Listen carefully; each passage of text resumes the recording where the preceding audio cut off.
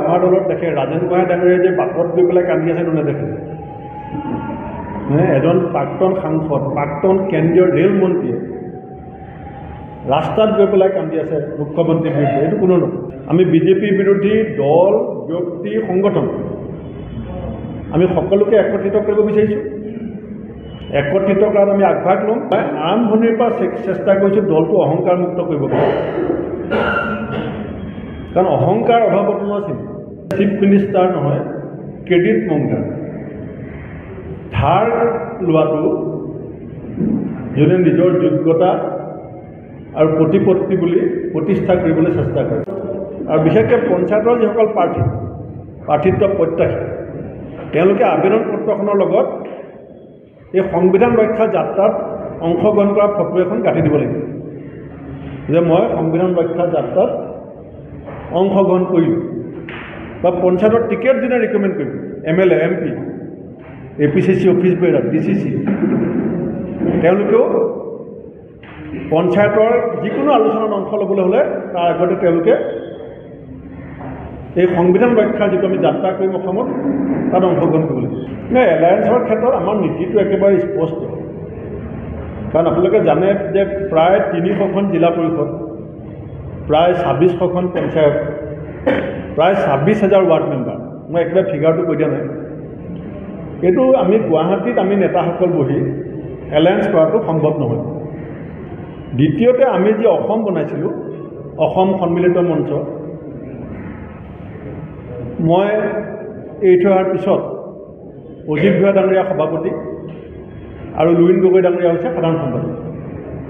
এতিয়ালৈকে অসমেও আমাক তেনেকুৱা কোনো পৰামৰ্শ দিয়া নাই যে এনেকুৱা এটা এলায়েন্স পঞ্চায়তত হ'ব লাগে বুলি। তৃতীয়তে আমি জিলাবিলাকক ইতিমধ্যে নিৰ্দেশ দিছোঁ, আমাৰ জিলা কংগ্ৰেছবিলাকক, যে যিকোনো জিলাই জিলাভিত্তিক বা সমষ্টিভিত্তিক বিজেপি বিৰোধী দলসমূহৰ লগত এলায়েন্স কৰাত প্ৰদেশ কংগ্ৰেছৰ পূৰ্ব অনুমতি আছে। গতিকে যদিও অসম সন্মিলিত মঞ্চই কোনো প্ৰস্তাৱ আমাক দিয়া নাই, তথাপিতো জিলা পৰ্যায়ত যদি আমাৰ বিৰোধী দলবিলাকে আমাৰ জিলা অঞ্চলত কথা পাতে, আমি জিলা কংগ্ৰেছক ইতিমধ্যে লিখিত নিৰ্দেশ দিছোঁ যে জিলা পৰ্যায়ত কৰাটো সম্ভৱো আছে, সম্ভাৱনা আছে, সম্ভৱো হয়, ইচ্ছা কৰিলে কৰিব পাৰিম। আমাৰ দলত দেখে ৰাজেন গোহাঁই ডাঙৰীয়াই যে বাটত গৈ পেলাই কান্দি আছে নেদেখে। এজন প্ৰাক্তন সাংসদ, প্ৰাক্তন কেন্দ্ৰীয় ৰেল মন্ত্ৰীয়ে ৰাস্তাত গৈ পেলাই কান্দি আছে মুখ্যমন্ত্ৰীৰ বিৰুদ্ধে, এইটো কোনো নকয়। দলৰ ইণ্টাৰনেলত চাওক, দলৰ আভ্যন্তৰীণ বিষয়ত ইমান ডাঙৰ এটা পৰিয়াল, এটা অভিযোগ প্ৰতি অভিযোগটো থাকিবই, আৰু আমি সেইখিনি দলৰ সাংবিধানিক ব্যৱস্থাৰ ভিতৰত আমি কৰি ল'ম। কিন্তু আপোনালোকে ৰুলিং পাৰ্টিলৈ চাব, জাতীয় স্বাৰ্থত এখন শক্তিশালী যুঁজ দি 490 দিনৰ পাছত হ'বলগীয়া সংবাদমেলখন যাতে জনতা ভৱনত কৰিব পাৰোঁ, সেই যুঁজখন শক্তিশালী কৰিবৰ কাৰণে এই ৰিচাপৰ্টটো। আমি পঞ্চায়ত নিৰ্বাচনটো শেষ হোৱাৰ পিছত আমি 126টা সমষ্টিৰ কাৰণে এটা মেপিং কৰিম। তাত নিশ্চিতভাৱে আমি বিজেপি বিৰোধী দল, ব্যক্তি, সংগঠন আমি সকলোকে একত্ৰিত কৰিব বিচাৰিছোঁ। একত্ৰিত কৰাত আমি আগভাগ ল'ম, আৰু আমি একত্ৰিত কৰিম, আৰু তাৰ কাৰণে কিছু ত্যাগ কৰিবলৈ এৰা ধৰা আমি সেইখিনি কৰিম। মই অকপতে স্বীকাৰ কৰিম যে মই আৰম্ভণিৰ পৰা চেষ্টা কৰিছোঁ দলটো অহংকাৰ মুক্ত কৰিব পাৰে, কাৰণ অহংকাৰ অভাৱত আছিল। মই শুনিছোঁ যে কিছুমান ডিষ্ট্ৰিক্ট PSCত 1-2জন নেতাই কথা কৈছে, বাকীবিলাক মানুহক কথা ক'বলৈ সুযোগ দিয়া নাই। সেইকাৰণে মই কিছুমান ডিষ্ট্ৰিক্টৰ প্ৰচিডিং কল কৰিছোঁ। যদি প্ৰচিডিঙত সকলো নেতাই কথা ক'বলৈ সুযোগ পোৱা নাই, তেতিয়াহ'লে তাত PSC আকৌ CM, মানে আমি চিফ মিনিষ্টাৰ বুলি কওঁ, কিন্তু তেখেতৰ কথাখিনি শুনি এনেকুৱা লাগিছিলে যে CM মানে ক্ৰেডিট মংগাৰ,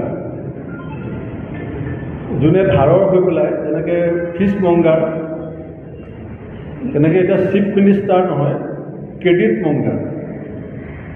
ধাৰ লোৱাটো যোনে নিজৰ যোগ্যতা আৰু প্ৰতিপত্তি বুলি প্ৰতিষ্ঠা কৰিবলৈ চেষ্টা কৰে, তেওঁ হৈছে ক্ৰেডিট মংগাৰ, CM।